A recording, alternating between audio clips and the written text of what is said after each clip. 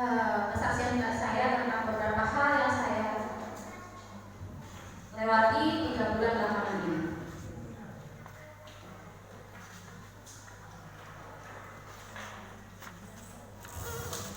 Tiga bulan belakangan ini cukup menguras tenaga, pikiran, dan juga bahkan dompet. Pada bulan Agustus akhir, mulai dari Agustus akhir itu saya sering merasa khawatir,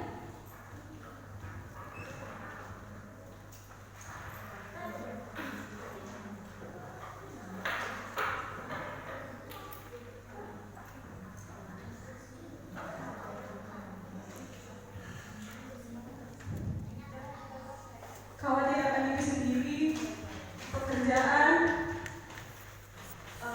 keluarga, bahkan hubungan.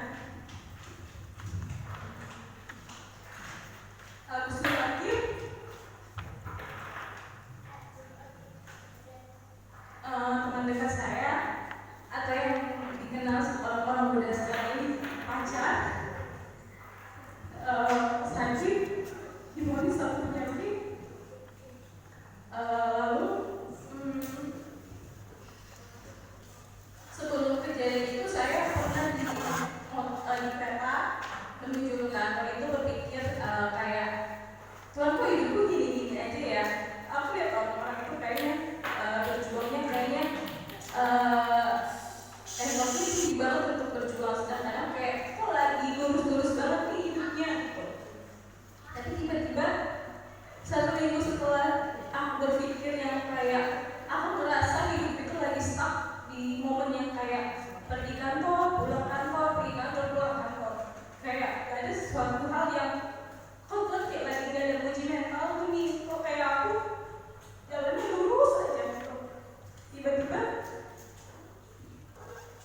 seminggu kemudian kayak kesambar petir, teman saya sakit. Saya temani di rumah sakit, segala macam pengobatan dilakukan sampai akhirnya diputuskan untuk dia kembali ke rumah orang tuanya untuk dirawat di sana. Sejak dari situ khawatir, mikirkan kayak gimana kalau misalnya kayak gini, gimana kalau misalnya begitu. Terus berdoa sama Tuhan, minta pertolongan sama Tuhan, minta pertolongan dari Tuhan juga. Dan puji Tuhannya, hari demi hari dalam pengobatan selalu ada progres yang baik dan ada pemulihan yang semakin baik juga setelah berobat juga dari Vietnam. Saya juga bulan September dadakan pulang juga ke Medan untuk mengunjungi beliau, menjenguk, dan setelah pulang dari situ ternyata saya sebenarnya sudah merasakan tidak enak di diri saya. Saya tidak tahu mungkin dari pola makan atau pikiran drop, lalu masuk. Saya juga ikutan masuk rumah sakit. Ya dimana di situ itu divonis asam lambung yang sudah dilakukan. Kemudian setelah dari situ pulih, mulai memperbaiki pola makan lagi. Tiba-tiba orang tua saya yang sakit. Di situ saya mikir mau pulang gimana. Tiba-tiba kita diskusi berlima, kakak beradik, kita diskusi dan ketimanya masa gak ada yang pulang. Yang dimana kita tahu orang tua kita sudah tua, yang mungkin mereka semakin tua pasti semakin menginginkan anaknya itu ada ketika mereka mungkin lagi sedih ataupun mereka lagi kesakitan, ingin ada yang mendampingi mereka. Kebetulan kakak adik dan saya itu semua sudah berkeluarga dan punya anak, jadi tidak agak susah untuk meninggalkan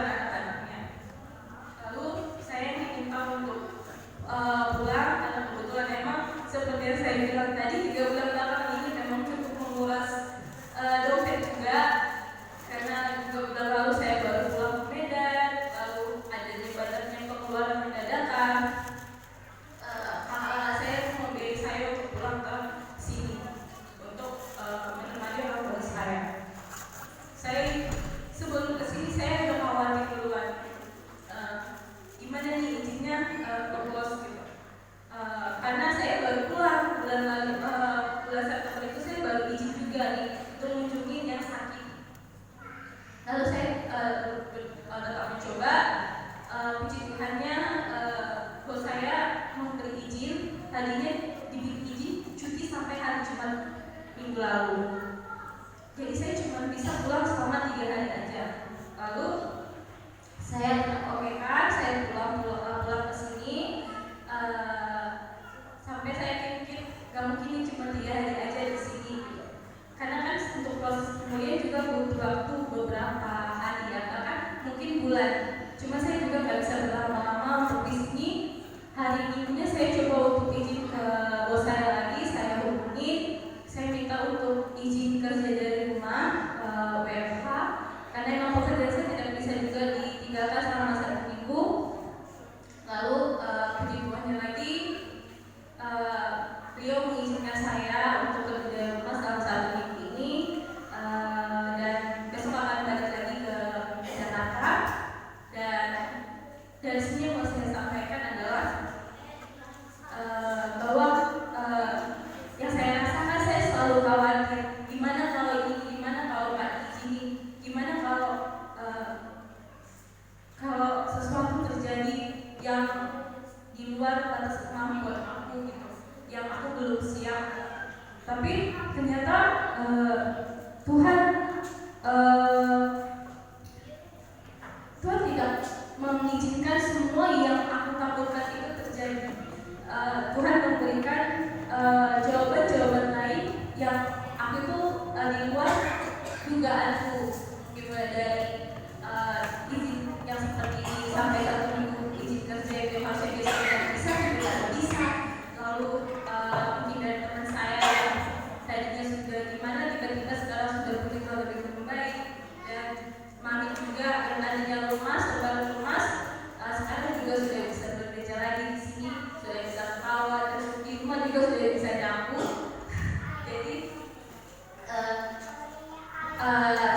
Jadi yang mau saya sampaikan untuk kita semua itu, dibalik segala kekhawatiran kita itu, yang saya pelajari ini adalah saya mencoba merubah yang biasanya saya mungkin ketika suatu masalah datang ke saya mikir kayak, Tuhan kenapa harus aku sih, kenapa ini harus terjadi ke aku, memang aku buat apa, emang aku salah apa gitu. Saya berubah menjadi Tuhan, apa yang lagi apa yang mau kau tunjukkan dari kejadian ini, kenapa kau izinkan aku merasakan ini, apa yang mau kau tunjukkan ke aku, apa yang kau mau aku lakukan gitu. Mungkin lewat semua apa yang sudah terjadi bisa menjadi kesaksian di kemudian hari, untuk menjadi tentang kasih dan pertolongan Tuhan kepada masing-masing kita dalam melewati setiap rintangan yang datang di dalam hidup kita. Jadi di sini ayat yang ingin saya sampaikan adalah di dalam 1 Korintus 10 ayat 13. Pencobaan yang kamu alami ialah pencobaan biasa yang tidak melebihi kekuatan manusia. Sebab Allah setia dan karena itu Ia tidak akan membiarkan kamu dicobai melampaui kekuatanmu. Pada waktu kamu dicobai, Ia akan memberikan kepadamu jalan keluar sehingga kamu dapat menanggungnya. Jadi biarlah kita semua kita mengalami suatu masalah, tetap berserah kepada Tuhan, tidak mengeluh, dan selalu yakini bahwa setiap masalah yang datang di hidup kita itu adalah satu hal yang diizinkan Tuhan untuk membawa kita naik level, naik kelas di dalam hidup kita, untuk menguji mental kita juga supaya semakin kuat. Bukan jadi suatu hal yang harus kita abaikan, namun harus kita lewati, kita selesai